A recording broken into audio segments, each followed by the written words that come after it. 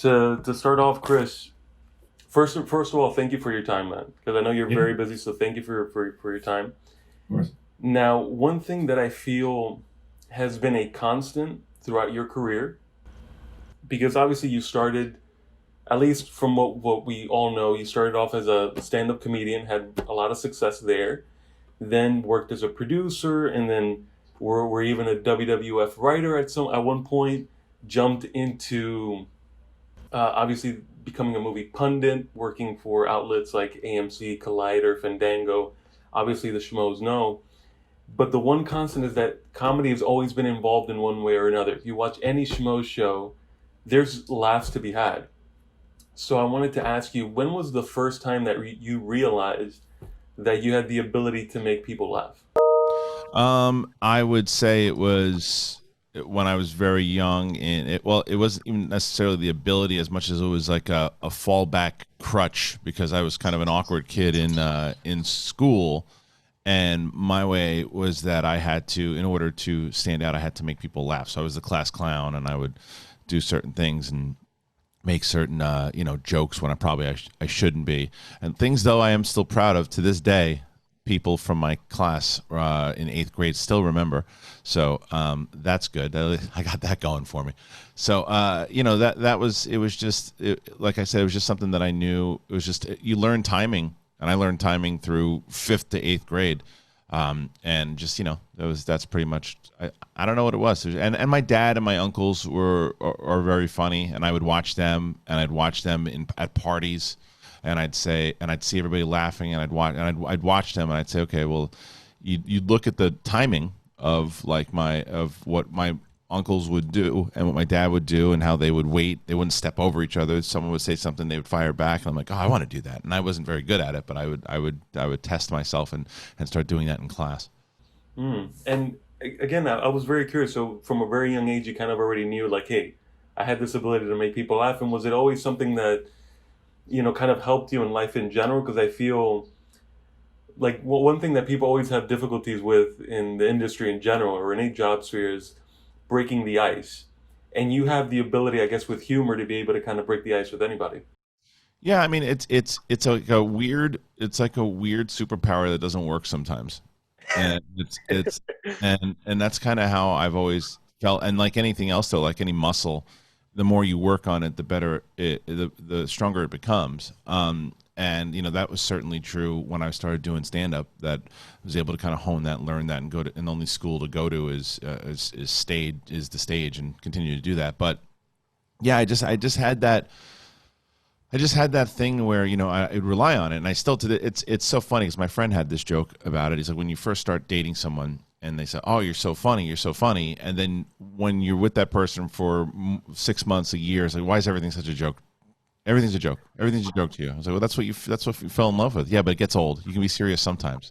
So much so that even my 9-year-old said it to me. She's like, "Everything's a joke to you, Dad." And so it's just, it becomes a part of you, where you just feel. And I don't know, like even John Roca, who I do shows with, I was on his show. He's like, you gotta deflect. You gotta deflect. You can't be serious. You gotta deflect. Everything's a joke. And I was like, yeah, that's what life should be. Life is a joke. There's so many ways you can take that. Yeah. Now, one thing that, at least from what I remember back in the Toad Hop network days and moving forward, I remember oftentimes you guys would kind of talk about your lives and your upbringing and everything else. And one thing that was always a constant with you, Chris, was that anytime anyone brought up anything from your past, there was almost like a little bit of embarrassment, a little bit of shame from your FSU days or early California days. So I wanted to ask you, what's the biggest difference between the Kristian Harloff from FSU slash early California stand up days to the Kristian Harloff that I have in front of me today? Well, it's just, I wouldn't necessarily say embarrassment as much as it was just a different person, because it was less responsibility, and it was, I mean, fair enough, I'd say selfishness, because I didn't have anyone to really worry about except myself. So the difference, I would say now, is I have two lovely daughters, a wife for coming up 10 years, so it's like, it's your priorities change, your goals change, your responsibilities change. So from the kind of wild animal, if you will, of those days. Like I didn't have to. There was nothing I was doing that I'd look and I'd say, well, you can't do that because that person is, you're responsible for that person. You're responsible for that. It's like you're responsible for yourself, and the goals were different. So, that's the biggest thing is that everything that I do now is for my family more so than anything else. And I'm glad that you mentioned the family part of your life, because the one thing that I feel you've always put at the front end of your life is that you're a husband and you're a father first, above anything else.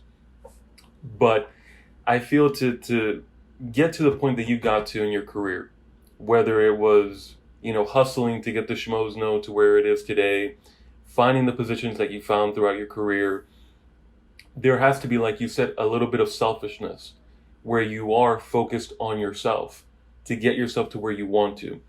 So in your life, did you always envision that one day you would be a father and a husband? Not so much. It went back and forth. I think from where I grew up in Queens, that was kind of the standard thing. It's like most of my friends got married at like 22, 23, and I was like, I'm not doing that. I was like, and not to anybody who does that. I was at a place. I was like, I'm at 22 years old. I mean, I think I just jumped off of a cliff last week. I'm not gonna be responsible for people.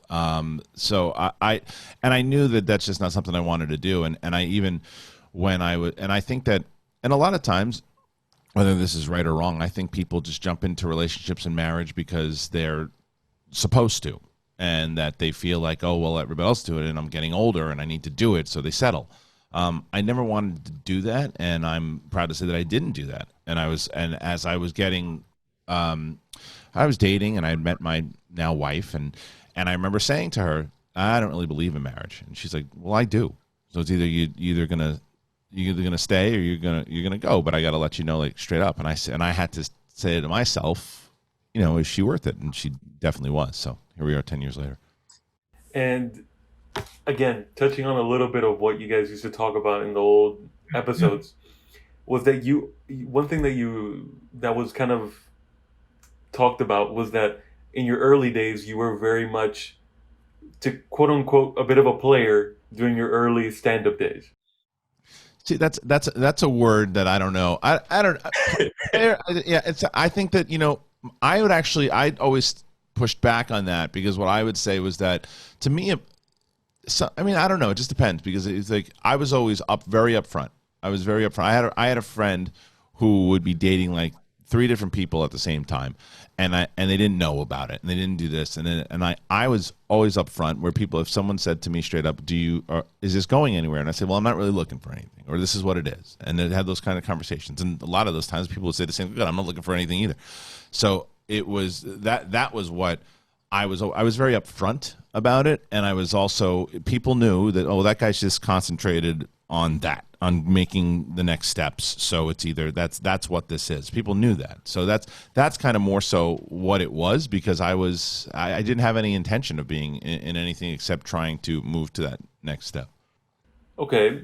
Well, again, maybe taking out the word player, Yeah. so to speak, because it seems like you were honest with everyone that you're with. Yeah. But the one thing I want to know is, when did you kind of realize, because I know you touched on it a little bit, but when did you realize with your wife, like, yeah, you know what, she's the one? Pretty early, because even when I was with my wife, I tried to like self-sabotage myself into like getting out of it. We had a little argument, just something stupid that nothing dishonest or anything, just something stupid that I had said to her when we were at dinner one day, and I realized I'm doing this because I'm just nervous about actually being locked in here, because I could see myself being locked in here. And we had like a longer conversation about it, and I was like, there was that when I said, I almost I don't know if I can curse, but I almost fucked this thing up, and that was when I said, because in the past, if I was like, well, it's like I had this conversation, and that person was nice, but it is what it is, and it's like, and if the person kind of went on and did their own thing, and I was like, okay, that it was fun, and that's what it was. When I started to think, if that was the case, like if she left, I was like, wouldn't like that. So I was like, don't be dumb. And so then I had to realize that you can't mess this thing up. Oh man, that's a good way of kind of saying, because I think a lot of people kind of go through that in different relationships and whatnot. but at least We're people of like habit and structure, and we like it's like we want to do our thing, but it's like there if there's you get nervous because you want the person, every person that you're with in a relationship, you want them to be the one that's going to be your partner. You always want them to be the one, but they're just not always the one. So you have to always say, okay, well, I'm nervous here, I'm scared here, but what do I do? Do I make that leap? Or do I say, no, this, I'm going to trust my gut and say this isn't the one? Or I'm going to trust my gut and say it is, but my gut has let me down in the past, so what do I do? And it's a constant gamble. And that's not just relationships, that's everything. That's jobs. That's that especially in career, I think they go kind of hand in hand. Like if you're at a certain job for a long time and you're secure in it, but you're not happy in it, and you have this other opportunity, but it's not as secure, but it's more so what you want to do you leap at that? Do you jump at that? Or do you stay in the spot? And a lot of people, they stay in the spot, and because they don't want to risk losing health insurance. They don't want to lose doing these things, but they stay miserable from doing it because they don't want to get past that. It's fear. It's always fear, and it's rightful fear sometimes because not everybody has that drive to be able to do it. But they're very similar, I think, relationships and jobs. and I'm glad that you kind of brought that up because it's very similar, that situation that you brought up, to your transition from when you were on Collider and moving on to doing your own thing. And I know you've touched on that subject in the past, so I don't want to bring that up again. But how important was it for you to satisfy what made you happy over what was a guarantee? We mean with Collider as the other. Well, I mean, I had gone. I don't know how public I was about this particular thing, but I was at when I was at Collider, I went from being at AMC to then it transferred over to Collider. That Mark Ellis and myself had a particular like development deal that they would basically pay Schmoes Know set amount every month for us to appear on shows and to do things. And for me, it was like to help with development of shows and stuff too. That eventually became a full-time position for me as both VP of development and content over there. When I had the VP of development title, and then when Mark Fernandez bought it, it was content and development, and I took the full-time position. So it was a full-time job, and when I realized I was still really working on the movie trivia Schmodown inside of that, and that became more of a drive for me and a focus of me, that I didn't find it, let's say honest, but I didn't find it right that I was expected to run and really have the focus of Collider at my interest when it wasn't really something that it wasn't my business. It wasn't really what I wanted to do, and I was getting a salary for it. So I had a dinner with Mark Fernandez, and I said, look, man, I just doing this position is not really what I want to do. I'll still host Collider Live because we had created that show and it was doing pretty well. And I said, I'll still host that show. And why don't we set up a kind of a different deal where I'll be more kind of talent side is what they call it, and the host side of things. And then we did that. And that's kind of where I started hosting more stuff. And as I was doing it, I was like, I don't know. I just feel like there's more that I can do. I've done this because I got tired of the movie pundit stuff. I like interviewing people, but I don't really like. I feel people take movie news way too serious. It's turned really weird. It's hard to separate what are they talking about. Are they talking about politics? Or are they talking about the new Star Wars movie? You can't tell from the same type of anger. It's and that became less fun for me. So in general, I figured, well, if I can go off and do my own thing, start my own thing, I can talk about whatever I want. And as you mentioned in the beginning of this, add more comedy to it. Because when I was because by jumping down as just a host, it allowed I had people that I had to answer to as, the saying, okay, this is what I want to do for Collider Live, and I want it to be more funny. And I was told, do less silliness, do that. Don't be, it's like studios are watching. You can't do fart jokes. You can't do this. You can't do that. And I'm like, this is not, I don't really, and it was their right. It was their right to do. It was their show. It was their network. But it just Very good wasn't. to feel handcuffed a little bit.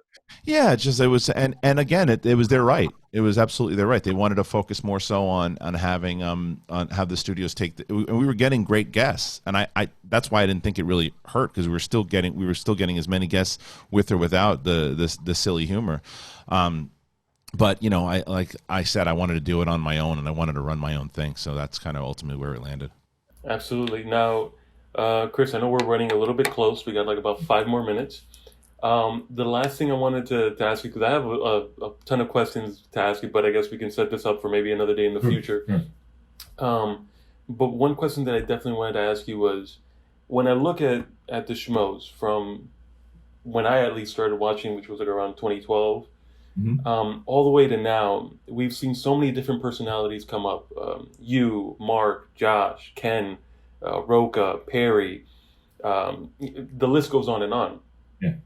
And this is obviously, in many ways, your creation, the Schmoes. How does it feel, or how proud are you that over the years you've had so many different personalities, if not friends of yours, who have been a part of the Schmoes Know family, and in many ways you've kind of cultivated a bit of their success and at least played a role in part of their success. How proud does that make you?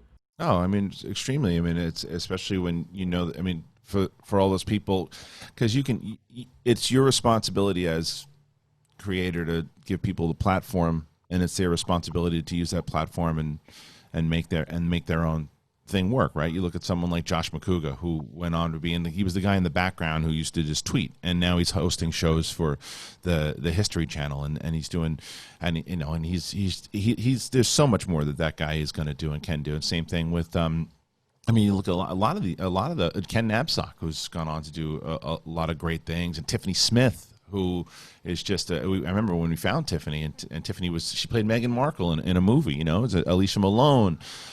So it's always great to see people that you've worked with have great success. There's no doubt about it. Absolutely. And last question I'm going to ask you, and I'll let you go, Chris, is one thing that I have to give you credit for with the Schmoes is that you've always been able to kind of navigate and pivot with all the changes that have happened in the sphere of media in general, not just YouTube. Because when you started off on YouTube, it was the Wild Wild West. It was very few pundits out there for movies. So you dominated that sphere. Then you moved into podcasting before kind of podcasting blew up, where everybody and their mother now has a podcast. Right. Right. And then pivoted into discussions, actual panels, to now being able to do a lot of this stuff from home. I wanted to ask you, Chris, how difficult, or better yet, how have you been able to see trends before it's kind of blown up into the mainstream? A lot of times you just get lucky to where you say, we should do this, and most people say, no, you shouldn't. Then you said, oh, you said no, you shouldn't. Well, then yeah, we should. That's normally how it goes. Because I remember when we were doing YouTube videos and about movie reviews, and everyone said, well, who's going to listen to just two idiots who just go watch movies? They have these. I read the LA Times, the critic. Why are we going to listen to you? And we said, well, that's because that's who people listen to. When you go to see movies, you see movies with people like you, like your buddies and your friends, and especially as YouTube is kind of taken off, and so that was the way to kind of see that, because I was like, well, yeah, people are watching YouTube right now to watch cats kick people in the balls, but are they also like if there's all these blogs out there, then why can't blogs be about movie reviews? And now, like, I don't know, everybody does movie reviews now, but like you said, there was like 3 people that were doing it when we started. And then with podcasting, it was Mark Ellis and I always came from doing radio, from doing stand-up, and it was a way for us to do radio. And Adam Carolla and Kevin Smith had already kind of started doing it, and we had been on Adam Carolla, and we said, well, this is something we want to do anyway, so let's try to do that. As far as seeing the trends, it's a matter of I certainly don't see all the trends, because TikTok definitely passed me by. That's because I'm old. But there are certain things that certain people are very, very good at, and we just want you have to move. You can't stay in the same spot, because if you stay in the same spot, other things are just going to go right by you.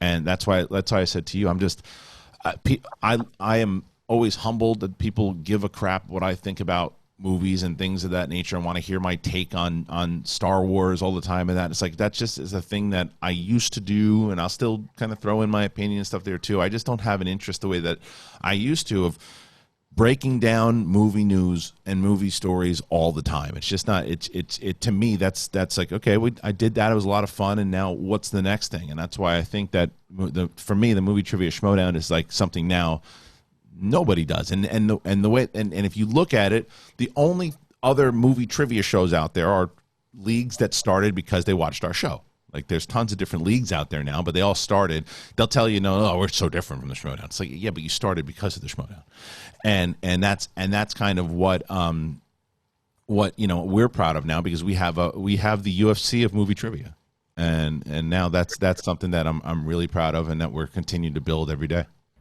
Absolutely. Again, Chris, I think we finished right on the mark, man. 12:20. Well, again, Chris, thank you so much for your time. And one last thing I want to tell you is thank you. I don't know if you even remember this, but it was back in 2012, 2013. I was like 21 years old in college. I messaged you asking you for advice on like, hey, because I never graduated with a journalism degree, but I was interested in the field. And you said something along the lines of, the experience is more valuable than the degree itself. The title of the degree doesn't matter. What matters more is the experience you're able to accumulate. And I want to tell you how much that meant to me at that time, because, obviously I was a big fan of the show, big fan of yours. So to get advice from you, who, again, I was watching, calling in on the Toad Hop and all this other stuff, to get advice from you meant a lot. So thank you, Chris, so much for that. Thank you. Yeah, thank you, man. I really appreciate that. And I hope the advice paid off. I hope it worked. No, it did. It absolutely did. But I'm still growing. Obviously, I'm still working, but it definitely had a significance, man. Yeah, it's what it is. It's all. I mean, they say it's cliche, but it's all who you know. But it's also about how you're able to maneuver your relationships. And like you always, somebody who knows somebody who knows somebody, and you'd be funny. You'll be sitting at a party or something, and you'll be talking to somebody, and something will come up inside that conversation of a name you both might know, or something an interest you both might have, and that person goes, "Oh, you know what? I actually know so and so. I'll put in a call." And that call, that one sentence that you weren't going to say, has just shaped your career. Mm-hmm. People don't understand. It's like the butterfly effect. It's like it's that little things, those little moments, because and it's again cliche, but you always you miss 100% of the shots you don't take. Absolutely. And again, Chris, thank you so much for your time. I hope one day in the future we're able to do this again. And again, thank you, and best of luck, and continue to be safe during this whole pandemic. You too, brother. Talk to you soon. Thanks a lot, man. No, thank you.